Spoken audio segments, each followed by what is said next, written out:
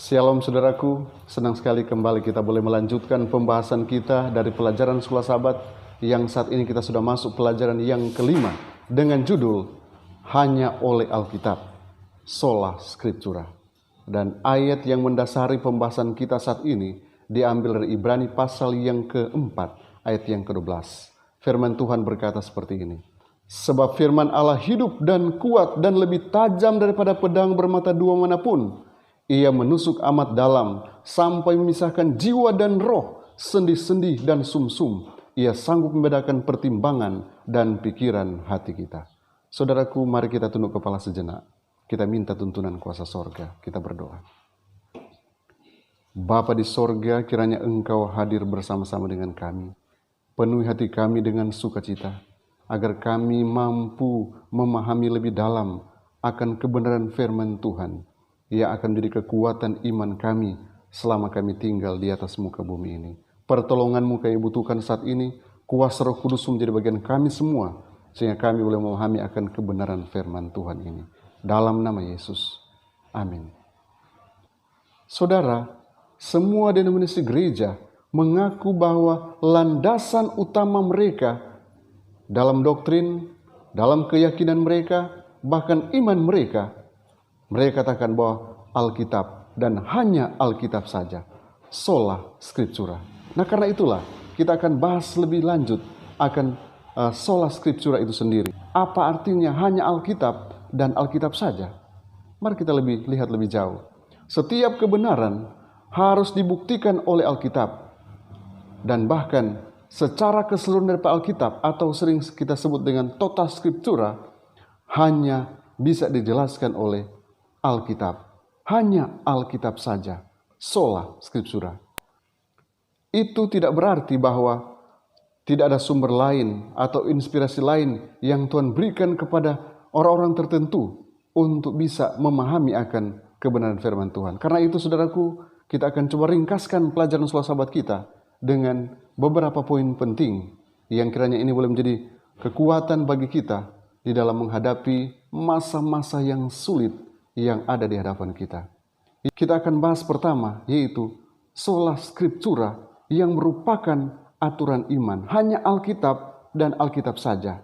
Kemudian Sola Scriptura, di mana hanya Alkitab dan Alkitab saja yang bisa menafsirkan akan Alkitab.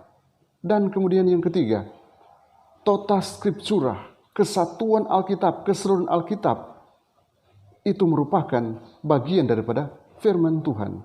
Dan yang keempat ialah kebenaran Alkitab akan diperjelas dengan firman Allah. Dan yang kelima, kita akan bahas juga tentang tulisan-tulisan roh nubuat yang menyokong akan kebenaran Alkitab. Oke, mari kita masuk pada poin yang pertama, yaitu Sola Scriptura dalam hal ini aturan iman. 1 Korintus 4 ayat yang ke-6. Rasul Paulus berkata seperti ini. Saudara-saudara, kata-kata ini aku kenakan pada diriku sendiri dan pada Apolos, karena kamu, supaya dari teladan kami, kamu belajar apa artinya ungkapan, jangan melampaui yang ada tertulis, supaya jangan ada di antara kamu yang menyombongkan diri dengan jalan mengutamakan yang satu daripada yang lain. Saudaraku, Rasul Paulus, dia coba menjelaskan bahwa Alkitab harus menjadi satu-satunya dasar doktrin dalam konteks perjanjian lama. Dan kemudian Petrus coba memasukkan tulisan-tulisan Paulus ke dalam dasar doktrin. 2 Petrus pasal 3 ayat 16. Kitab Wahyu juga diakhiri dengan peringatan agar tidak mengubah atau menghapus apapun dari perjanjian lama dan perjanjian baru. Wahyu 22 ayat 18 sampai ayat yang ke-19. Ada sumber lain yang membantu kita lebih memahami akan Alkitab dengan lebih baik.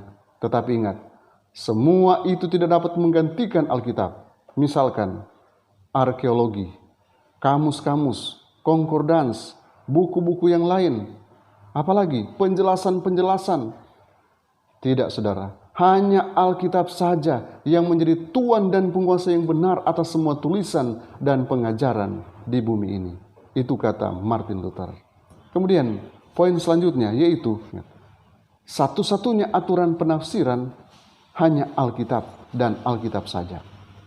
Roma pasal 15 ayat yang keempat, firman Tuhan berkata, sebab segala sesuatu yang ditulis dahulu telah ditulis untuk menjadi pelajaran bagi kita, supaya kita teguh berpegang pada pengharapan oleh ketekunan dan penghiburan dari kitab suci. Aturan apa yang harus kita ikuti ketika menafsirkan ayat-ayat Alkitab yang kita pelajari? Jika Alkitab adalah satu-satunya aturan iman, saudaraku, itu harus menjadi satu-satunya aturan penafsiran kita juga. Daniel juga menggunakan Alkitab untuk mempertahankan tulisannya sendiri. Daniel 9 ayat yang kedua.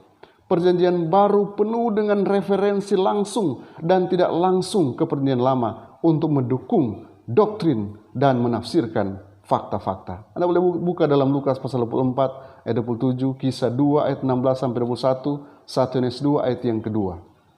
Kita harus menafsirkan Alkitab dengan membandingkan ayat demi ayat, selalu dalam konteksnya, dan mempelajari bagaimana seluruh Alkitab berhubungan dengan topik yang lain.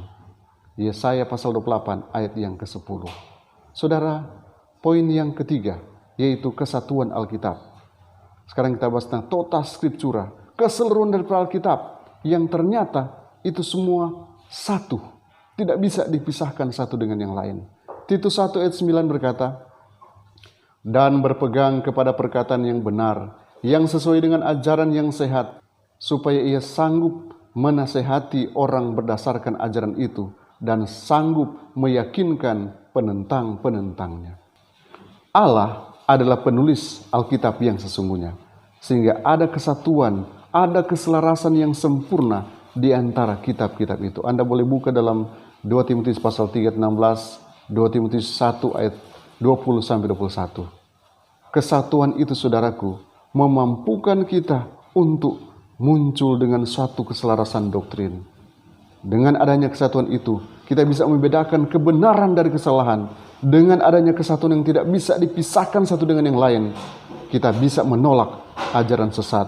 Kita bisa menerapkan tindakan-tindakan disiplin yang tepat. Bahkan kita bisa mengoreksi penyimpangan-penyimpangan dari kebenaran akan Alkitab. Kesatuan Alkitab akan memberikan suatu kekuatan yang meyakinkan dan membebaskan. Perjanjian Lama adalah dasar dari Perjanjian Baru, dan Perjanjian Baru menjelaskan dan memperjelas Perjanjian Lama. Tidak ada yang bisa dipelajari secara terpisah. Ini merupakan satu kesatuan yang utuh yang tidak bisa dipisahkan satu dengan yang lainnya. Kemudian poin selanjutnya yaitu pekabaran Alkitab adalah pekabaran yang sangat jelas.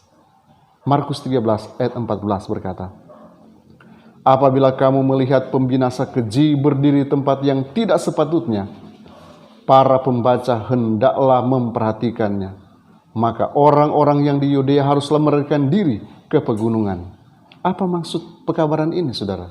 Meskipun ada beberapa bagian yang mungkin sulit untuk kita pahami, seperti kata Petrus dalam 2 Petrus pasal 3 ayat 16. Namun saudara, Alkitab yang kita miliki cukup jelas bagi siapapun untuk memahaminya.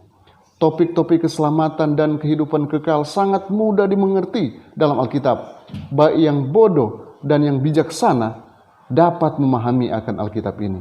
Jika kita membaca Alkitab dengan keinginan ingin untuk belajar lebih banyak tentang Allah, maka Roh Kudus akan membantu kita untuk memahaminya dengan lebih baik dan untuk memperoleh hikmat. Tidak ada gunanya membatasi Alkitab hanya untuk segelintir orang terpilih atau para pendeta. Semua orang dapat memahami akan isi Alkitab. Kenapa? Karena Alkitab ini sudah dijelaskan dengan sejelas-jelasnya. Inilah pekabaran yang jelas yang hanya tertulis dalam Alkitab dan Alkitab saja. Kemudian poin yang terakhir yang akan kita pelajari yaitu tulisan-tulisan roh nubuat. Tulisan-tulisan Ellen G. White. Yoel pasal 2 ayat 8, firman Tuhan berkata, kemudian daripada itu akan terjadi bahwa aku akan mencurahkan rohku ke atas semua manusia. Maka anak-anakmu laki-laki dan perempuan akan bernubuat. Orang-orangmu yang tua akan mendapat mimpi. Teruna-terunamu akan mendapat penglihatan. Ada para nabi dalam Alkitab yang tidak menulis apapun atau yang tulisannya mungkin tidak dipelihara. Bilangan pasal 21 ayat yang ke-14, Yosua 10 ayat yang ke-13, dan 1 Raja 11 ayat 41 memberikan informasi itu. Tapi saudara, hal itu tidak berarti bahwa mereka kurang diilhami. Karena faktanya, Yohanes Pembaptis dianggap sebagai nabi terbesar dari semua para nabi, tetapi dia tidak menulis apapun. Lukas pasal 7 ayat 28. Allah telah berjanji bahwa akan ada nabi yang diilhami pada akhir zaman, di zaman kita ini. Dan kita yakini bahwa Ellen G. White adalah salah satu dari para nabi yang diilhami langsung oleh Allah, sehingga apa yang ia bicarakan, apa yang ia tuliskan, semuanya tidak bertentangan dengan Alkitab. Karena semua dikembalikan kepada Alkitab yang adalah sumber resmi daripada doktrin kita. Saudaraku, tulisan-tulisan Nyonya White yang kita pahami, ini semua berasal dari Tuhan. Mungkin saudara bertanya, bagaimana seharusnya tulisan Ellen G. White itu kita tafsirkan? Apakah tulisan-tulisannya memiliki otoritas atau tidak? Oke saudaraku, coba kita perhatikan dengan seksama. Seperti yang dijelaskan oleh Ellen White, bahwa tulisannya harus ditafsirkan sesuai dengan Alkitab, bukan sebaliknya. Jadi dengan kata lain, ketika menafsirkan akan tulisan New White, harus menafsirkan lewat Alkitab, bukan menafsirkan dengan cara pandang yang berbeda. Banyak yang terjerumus, banyak yang saat ini mulai menyelidiki akan tulisan-tulisan roh nubuat dan mulai menafsirkan dengan cara berpikirnya sendiri, sehingga mereka tersesat. Saya katakan tersesat oleh karena mereka coba berusaha dengan akal pikiran mereka sendiri. Nyonya White sendiri katakan, di dalam menafsirkan akan tulisan-tulisan roh nubuat, harus menggunakan Alkitab sebagai landasan utamanya. Tujuan daripada penglihatan yang diberikan kepada Nyonya White adalah agar umat Allah menerapkan kebenaran Alkitab di akhir zaman ini. Kita tidak boleh menggunakan tulisannya sebagai landasan untuk setiap doktrin Alkitab. Namun ingat, Alkitab masih merupakan satu-satunya aturan iman dan praktik bagi gereja Masedonia hari ke-7. Karena itu, kita akan tetap gunakan Alkitab sebagai dasar daripada doktrin dan kebenaran kita. Nyonya White sendiri menulis dalam buku Selected Messages, volume 3, page 33, dikatakan begini. Ketika engkau menjadikan Alkitab makananmu, laukmu, dan minumanmu, ketika engkau menjadikan prinsip-prinsipnya menjadi unsur-unsur karaktermu, engkau akan lebih mengetahui bagaimana menerima nasihat dari Allah. Saya meninggikan firman yang berharga di hadapanmu hari ini. Jangan ulangi apa yang saya katakan dengan berkata, Sister White mengatakan ini, dan Sister White mengatakan itu. Cari tahu apa yang Tuhan Allah Israel katakan, dan kemudian lakukan apa yang diperintahkannya. Lebih lanjut saudara, di dalam buku The Great Controversy, chapter 32, halaman 526, Allah telah memberikan di dalam firman-Nya bukti-bukti yang cukup mengenai tabiat ilahinya. Kebenaran agung yang menyangkut penebusan kita telah dinyatakan dengan jelas dengan bantuan Roh Kudus yang dijanjikan kepada semua orang yang mencari dan dengan sungguh-sungguh mencari akan kebenaran itu. Setiap orang boleh mengerti kebenaran-kebenaran ini bagi dirinya sendiri, dan Allah akan mengaruniakan kepada semua manusia landasan yang kuat di atas mana iman mereka dialaskan. Saudaraku, semua tulisan-tulisan daripada roh nubuat menguatkan akan kebenaran Alkitab. Jadi kita boleh simpulkan sekali lagi bahwa ternyata Alkitab dan hanya Alkitab saja yang bisa menafsirkan Alkitab. Bahkan hanya Alkitab dan Alkitab saja yang juga bisa menafsirkan akan tulisan roh nubuat.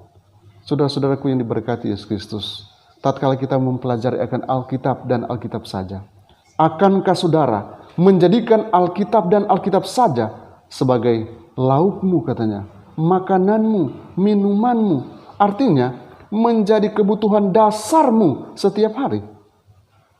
menjadi tantangan bagi kita di akhir zaman.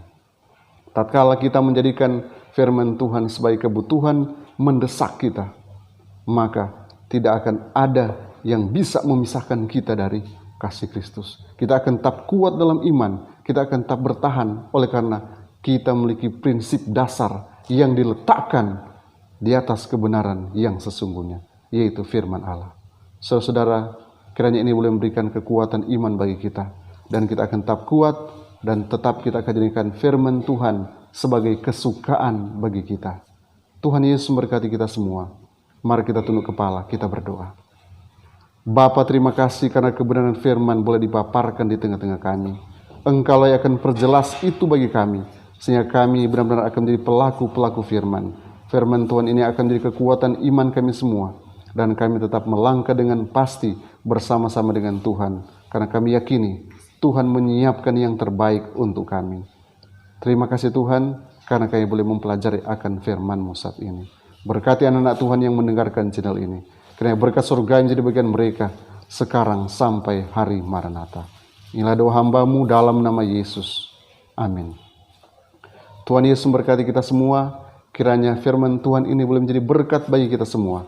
Dan jika saudara merasa bahwa ini adalah berkat Tuhan, saudara boleh sharing, bagikan kebenaran firman Tuhan ini kepada sahabat-sahabat saudara. Tuhan memberkati kita semua. Shalom.